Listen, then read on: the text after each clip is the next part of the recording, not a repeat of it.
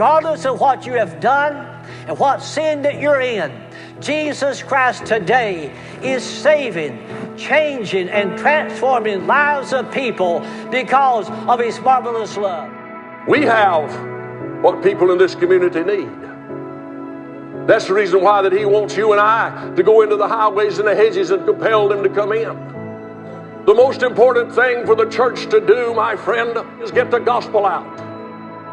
You're never on duty and off duty when it comes to a witness for Jesus Christ. You're always on duty. 24 hours a day, 7 days a week. Wherever you're at, there is where you are a witness for God. And if we're going to look at this church as a body of believers, and a body can only function when all the members are in their proper place, then doesn't it stand reason that the only time we can properly do what God wants us to do is when we're all together in one mind and one accord for the things of God? And I believe what the Bible is trying to teach us is that we should be people that have a fire burning in our soul. We should be people that are passionate and stirred up about living for the Lord. Here's what you need tonight. You need to learn to love one another. I need to learn to love one another. We need to learn to love like Jesus did. And we need to show this community that by this all men know that you're my disciples, that you love one another.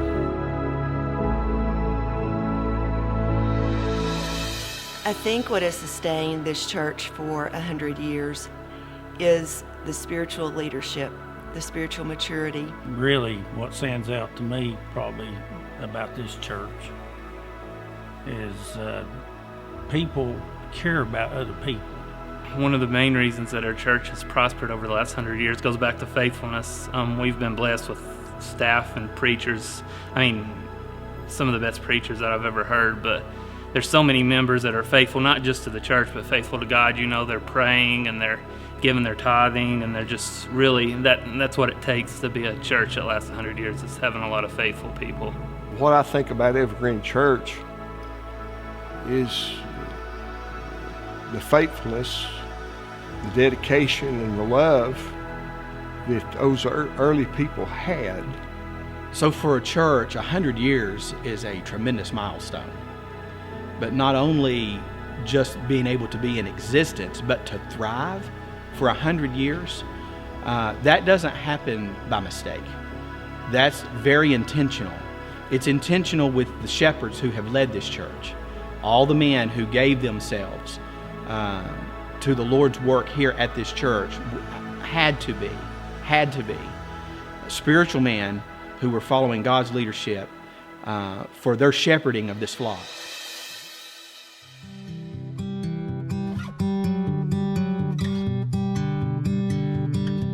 In the early 1900s, a group of believers began to meet in a community center that was located on William Street.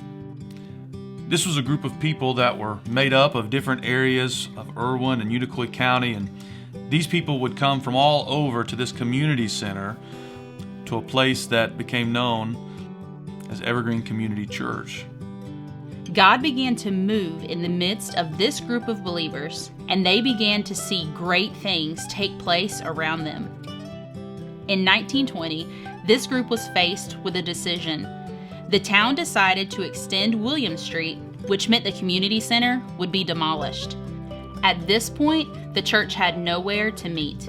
4 men from the church, including Albert Luttrell, Walter Masters, Billy Fanning, and Hazen Anders, gathered together in the home of Hazen Anders and began to pray that God would provide the need. A piece of property was available on the corner of Williams and Harris Street. These men pulled their money together, and unfortunately, they came up short. So they did what they often did during those days. They continued to pray. In the midst of their praying, God sent a man who owed a debt to Hazen Anders. First, they pooled their money. They didn't have enough. And they prayed, and there was a knock on the door. And Mr. Anders went to the door, and a man was there that he had loaned money to sometime before, and the man told him, he said, I borrowed some money from you, and I never did pay you back, and it's been bothering me. And he gave him the money, and they put it together, and it came exactly what they needed to buy that property. In 1920, they organized officially as Hazen's Chapel. I know Hazen Anders. I know he was the church, really. And like I say, it's just like one big family. I love to have when they had a fellowship meeting, we would go out to Hazen's home, and he had nice picnic tables in his yard, and it was in the summertime. And I loved the food that they had then. I got to eat all the chocolate cake and pies and things like that I wanted to. And that stands out in my mind. Now that the church had their location, they needed a pastor. So again, those same 4 men gathered in the home of Hazen Anders and began to pray that God would send the right man to be their pastor. They labored together in prayer that night. In the midst of their praying, there was a knock at the door, and a man by the name of Zeb Ledford introduced himself to Hazen Anders and indicated he heard that they were looking for a pastor. Zeb Ledford would go on to become the very first pastor of Hazen's Chapel for Real Baptist Church, where he served as pastor for 14 years. In the mid-1930s, the church had grown to over 300 members and was in need of a larger facility. The Lord met their need, and the church was able to purchase the property on the corner of Hoback and Harris. In 1939, construction began on the new church building. It was constructed during the war, thus, many of the materials were hard to obtain. So the exterior of the church was built from rocks that were drawn out of a local creek bed, and once construction was completed, they renamed the church to Martin Chapel Free Will Baptist Church. The church continued to grow and became influential across the denomination, so much so that in 1941, the church hosted a regional leadership conference for the area churches. Unfortunately, just a few short years after the building was completed, a faulty furnace caught on fire and the building was lost. Mr. Paget, who was Shirley Whitson and Reuben's daddy, and another man were walking to work. They all worked to the shops. Early in the morning, must have been 4 or 5 o'clock, I could see the fire through the window and called the fire department, but it was too late. The church began to meet in Martin's Chapel schoolhouse while work began to rebuild. God continued to work and build his church. In 1945, the church moved into their new building and changed their name to First Free Will Baptist Church due to the confusion with the name of Martin's Chapel Elementary. During this time, God used several different pastors such as Floyd Phillips and John Rich and Robert Wiggins and O.P. Stokes. It was also during this time that God began to burden the church for reaching people through Sunday school. The church was out of room and desperately needed classroom space, but could not secure a loan to build a building. So, to accomplish this great task, the men of the church used their personal property as collateral to secure the funds needed to build the current educational building. It was about this time that a young pastor by the name of Eddie Young came to pastor the church. Pastor Young was known as an aggressive soul winner. He had a heart to reach the men and families of Irwin. In his short time at the church, he personally led several men to Christ that are familiar to our church even today, such as Paul Whitson and Bob Grindstaff, Walter Harris, Jim Hensley, Richard Adams, and Sonny Pageant. He was a bundle of nervous energy, but he had the most burden for lost people. He had a prayer list you wouldn't believe, a poster board covered with names that he would bring out and read those names for people to pray for. And we'd have a prayer meeting for revival, and he'd be flat on his face on the floor. And he really cared for lost people. Really cared. Preacher Young, he was the one that probably drug a lot of our daddies out of their house and said, "You're going to have to get saved or you're going to hell." And that was just that was the way he was, you know. In the late 70s, a pastor by the name of Howard Messer came to the church. Well, what impacted me about Preacher Messer, he was so down to earth, and he was a tremendous father figure to us. He was just a big bundle of love, basically. You knew that the man cared for you. Preacher Messer was a transparent man. What you saw in the pulpit was what you saw in the parking lot. He loved people, and you could tell because it drove him to action. His love for his church and really his ministry, is in large part the reason why I'm in ministry today. He married us. He was there the Sunday that Lucas was born. He was there when Kim was born. And he's just always had a special place in a lot of our hearts. Early in his ministry, the church began to experience an unusual revival of young people. This was no doubt in response to a group of ladies who met weekly to pray specifically for the young people in our community. The church was so welcoming to me and just took me in their arms. And all the older ladies, we would have a come as you are party, but it was for early in the morning, which means you either came in your PJs or whatever you had. And they came that way, but it was wonderful. The way the ladies treated, me as not knowing me at all. Many times. We had a women's prayer meeting, met every Tuesday at Miss Grindstaff's house. Sometimes there'd be 30 women there, part of them sitting on the floor. Now, I never got to go except in the summer times because of working, but we was praying specifically for young people. And it broke out. It was an unplanned revival. It wasn't scheduled, but all of a sudden it exploded. At one point during these days, there were over 125 young people that were under the age of 25 who were active in the church. This group included men like Scott Whitson and David True, Glenn White, Jimmy Pageant, Galen Foster, and many, many more. By early '82, we had the big youth movement that lasted for about 2 years. Just before I became a teenager, there was really a revival in the youth group.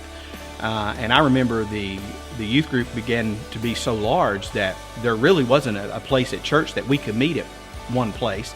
We owned a fellowship hall that was several streets away from the church, and teen church was actually over there. So we had a strong family emphasis even back then when we were growing up. On a Sunday night in 1982, the church baptized 12 people, including people who are in our church today. It was on that night that the baptistry caught fire and the building was a total loss.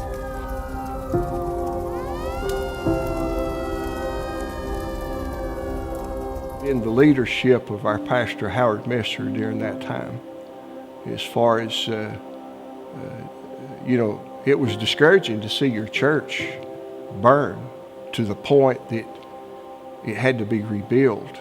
But his leadership was God sent, and he was very good at ministering to our people during this particular period of time. Yet again, as God always had done, He used this period in the church as a great time of revival. The church began to meet on the second floor of the educational building, and God began to meet with the church in a very unusual and a unique way. In 1983, the church moved into our current auditorium. They opened the first service by singing, "To God be the glory, great things He has done."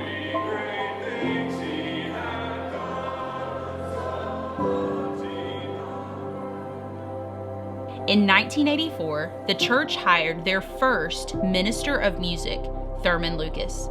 He had a huge influence in organizing and leading a vibrant choir and music ministry. Yes, my dad, he did. He was choir director here for a while, probably up until Thurman Lucas came. I remember when Howard Messer was here and he brought in Thurman Lucas. That was something that a lot of other churches in this area at that time, they really weren't doing that. A lot of lay people led the music and did the youth work. And when he brought Thurman in to be music and youth, that really was transitional for this area.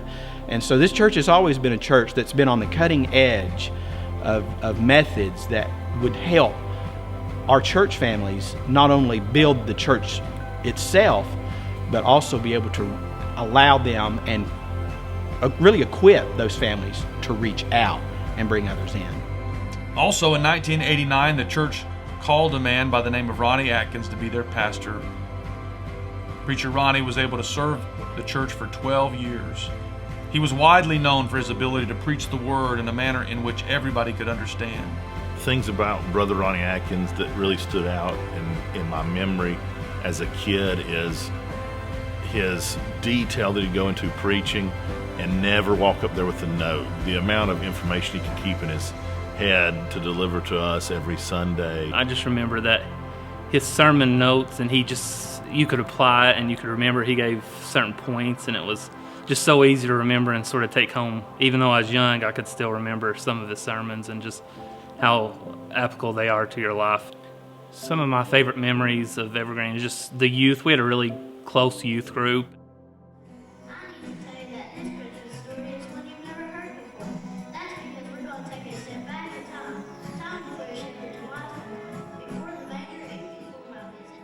One of my other favorite memories is going to Bill Rice Ranch, just spending time with all the guys, and you can really get close, you know. The world's sort of quiet, and then you can just be in church and sort of, you really get to know some people, and you become better friends during that time. In the early 90s, the decision was made to return to our roots. The name of the church was changed from First Free Will Baptist to Evergreen Church. In 2000, the church invited Harold Blankenship to be their next pastor. He and his family served at Evergreen for 10 years. Pastor Blankenship led the church to reach children and families through the various ministries of the church. He was also instrumental in placing an emphasis on the church's role in fulfilling the Great Commission. The thing that I remember most about Brother Harold and Miss Peggy was they were such a godly couple. They were so in love, not only with God, but they were so in love with each other. Brother Blankenship was kind-hearted. He is a pastor that when Mike became a deacon, that he came to our house to ask him if, about being a deacon. Well, I remember as a kid, Miss Peggy had an office and over there where the other offices are. And one time, I don't even remember why, but she let me hang out with her, and I got to have my own desk and pretend I was doing really important stuff when in reality I was probably just getting on her nerves. So, in 2010, the church voted to call Billy Bevan Jr. to be their pastor. The church immediately experienced growth, and Preacher Bevan also led the effort to remodel our current auditorium, which was built in 1983. Under his leadership, Evergreen Church employed, for the very first time, 3 full-time staff members. What I remember about Brother Billy and his family when they came, he was just really approachable. He was easy to talk to. Just a good guy. And we're excited to have a pastor with kids, our own kids' age. Yeah. And they grew up together and had a lot of fun, played in the dirt in the creek, and some good memories. In 2013, during a time of transition, the church experienced another fire which caused extensive damage to the auditorium and forced the church to meet in the fellowship hall for several months. Through this trying season, the church looked to their current youth pastor at the time, Noah Taylor, to help lead them through. When I think of that particular time, this is what I think of now. All things work together for good to them who love God. And I think of that now because at that time, Noah had just been thrust into the interim pastor position. So of course we met in the fellowship hall and we all thought, oh. But what that ended up being was a very sweet time, a very intimate time that forced us to get closer as a congregation. And I think that that's when God did what only God can do, when He made it very evident to our body as a church and to Noah that he was the man to lead this church forward. Over the past 8 years, Pastor Noah has helped reinvigorate the church's heart and passion for our community. Much effort has been made to establish our church as a beacon of hope and love to those in need around us.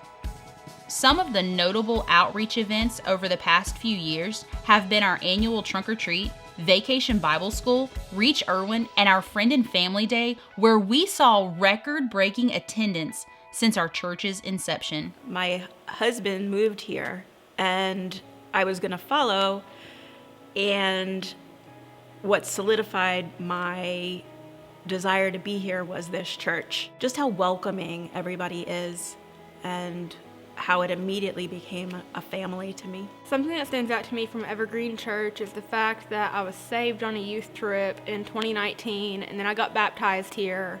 I answered the call to the ministry here.